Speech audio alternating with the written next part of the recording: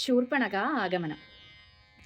ഗൗതമീതീരെ മഹാകാനനെ പഞ്ചവടി ഭൂതലേ മനോഹരേ സഞ്ചരിച്ചിടുന്നോരു യാമിനീചരി ജനസ്ഥാനവാസിനി വിമോഹിനി പങ്കജധ്വജ കലിശാങ്കുശാങ്കിതങ്ങളായി ഭംഗി തേടിയിടും പദപാദങ്ങൾ അതുനേരം പാദസൗന്ദര്യം കണ്ടു മോഹിതയാകയാലേ കൗതുകം ഉൾക്കൊണ്ടു രാമാശ്രമമകപ്പാക്കാൾ രാക്ഷസേശ്വരനായ രാവണ ഭഗിനി ഞാൻ അഖ്യയ ശൂർപ്പണഖ കാമരൂപിണിയല്ലോ.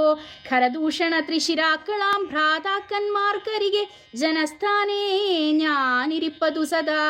നിന്നെ ഞാൻ ആരെന്നതും അറിഞ്ഞീലതും പുനരെന്നോടു പരമാർത്ഥം ചൊല്ലണം ദയാനിധേ.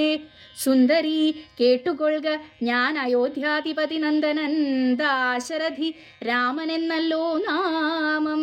എന്നുടെ ഭാര്യ ഇവൾ ജനകാത്മജാ സീത. ധന്യേ മൽഭ്രാതാവായ ലക്ഷ്മണനിവനെടോ. എന്നാൽ എന്തോരു കാര്യം നിനക്കു മനോഹരേ, നിന്നുടെ മനോഗതം ചൊല്ലുക മടിയാതെ. എന്നതു കേട്ട നേരം ചൊല്ലിനാൾ നിശാചരി, എന്നോടു കൂടെ പോന്നു രമിച്ചു കൊള്ളേണം നീ. നിന്നെയും പിരിഞ്ഞു പോകാൻ മമ ശക്തി പോരാ, എന്നെ നീ പരിഗ്രഹിച്ചിടണം മടിയാതെ. ജാനകി തന്നെ കടാക്ഷിച്ചു പുഞ്ചിരി പൂണ്ടു മാനവവീരൻ അവളോട് അരുൾ ചെയ്തിടിനാൻ. ഞാനിഹ തപോധനവേഷവും ധരിച്ചോരോ കാനനം തോറും നടന്നിടുന്നു സദാകാലം. ജാനകിയാമിവൾ എന്നൂടെ പത്നിയല്ലോ, മാനസേ പാർത്താൽ വെടിഞ്ഞിടരുതെന്നുകൊണ്ടും സാപത്യനോ ഭവദുഃഖമെത്രയും കഷ്ടം കഷ്ടം.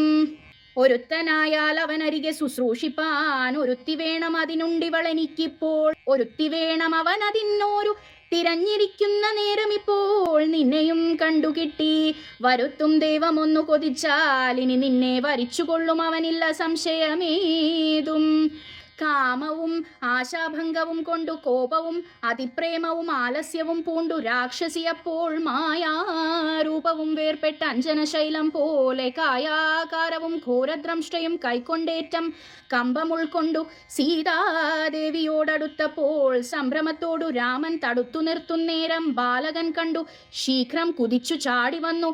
വാളറയൂരിക്കാതും മുലയും മൂക്കുമെല്ലാം ഛേദിച്ച നേരം അവൾ അലറി മുറയിട്ട നാദത്തെ കൊണ്ടു ലോകമൊക്കെ മാറ്റൊലിക്കൊണ്ടു.